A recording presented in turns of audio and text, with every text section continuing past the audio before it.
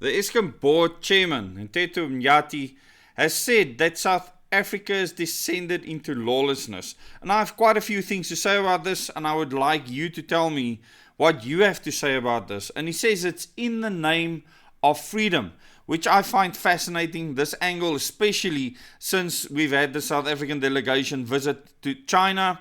And they must be thinking, wow, how are the Chinese going to come here and build 100,000 megawatts worth of infrastructure in this lawless society? And the smile on my face is huge right now. So, in this My Broadband article, I'll give you a link in the description below as well as in the first comment, that says South Africa has descended into lawlessness, and he actually made a Twitter post. And he doesn't just speak about Eskom and all the illegal connections, he speaks about many other things, drunken driving and all the rest. So I find that interesting. You know, in China, the government will clamp down on anything and you need to obey the government. I do not want to live in that society. I like the freedom we have, and it does come with consequences, and some of those consequences can be bad. Chair of Eskom's board of directors, Mteto Mnyati, has criticized South Africa's quiet slide into lawlessness. It's been there for a long time, and our government set the example. Our extraction-based government that needs us to work so that they can get tax from us. If we lived self-reliant lives, they would not be able to exist because they won't get the tax to steal the way they have been. They say many illegal activities being accepted as part of daily life. Yes, that is what the government does. In the back passages of the parliament, they are discussing deals, wheeling and dealing all the time.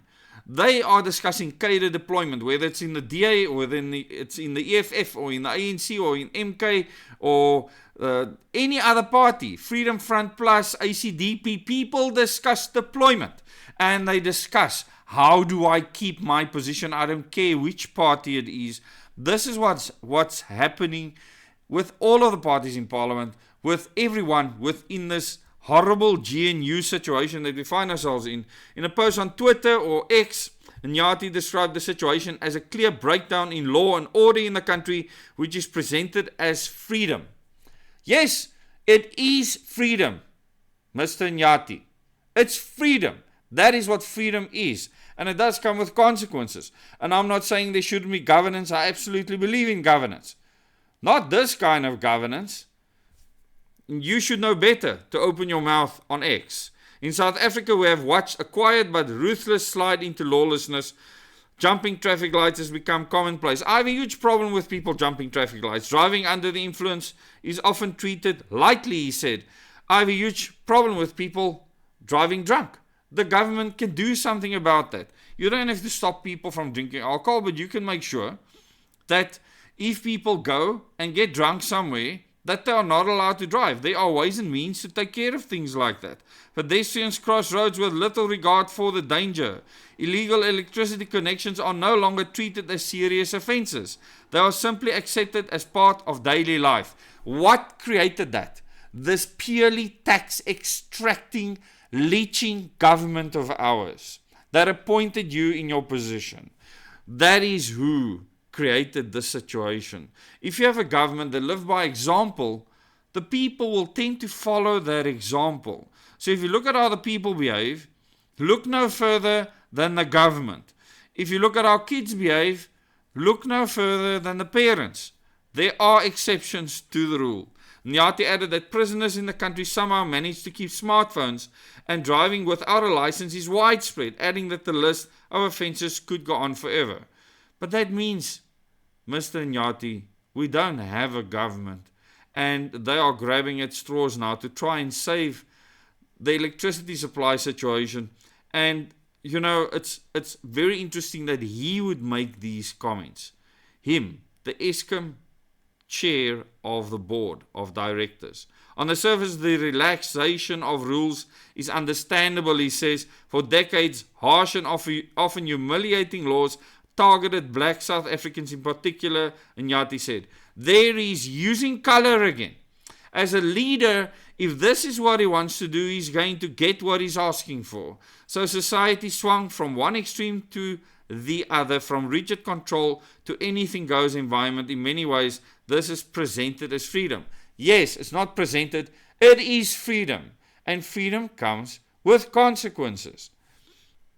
He explained that some South Africans may view the slide into lawlessness as the freedom that was denied to the majority for many years. We even opened our borders to illegal immigration with the argument they took us in when we were running from apartheid police, Nyati said. The Eskom chair said the current confused state is not progressive and is instead setting South Africa backwards. So he wants to be progressive. Mr. Nyati, what does progressive mean in your book? And does it mean that you want a country prepared and ready to have China run all over it when they come and put in massive amounts of solar panels and propellers everywhere? What an eyesore, people. I know of no country that has ever become successful on a foundation of chaos. I agree. You can't have chaos, it's not a good thing. But you will have chaos if you have a government that sets no example and all they want is your tax money. We urgently need to strike the right balance, he said. Who is he to say this? So you go and visit China and all of a sudden this now becomes a priority to you. One that honors our painful history without using it as a permanent excuse to abandon the very rules that keep a society from falling apart. Now that it serves your interests, you want people to obey the rules and the laws. And then there's a horrific picture of illegal connections, and then he gets into the illegal connections. I'm not going to go through all of that, but he actually speaks of how many households that now have smart meters do not have illegal connections anymore, and how they are curbing load reduction in areas where the transformers are just overloaded, and how it's been curbed by them removing illegal connections, which is probably the bottom line of what he was trying to say. So you can go and read this article. Tell me in the comments what you think. This all of a sudden grandstanding with regards to law and order, if you see what the politicians are still doing behind the scenes, selling our country out and treating us like tax fodder. Tell me in the comments how you feel about this. We can create a new society. We can replace this government with something much better. We can improve our constitution.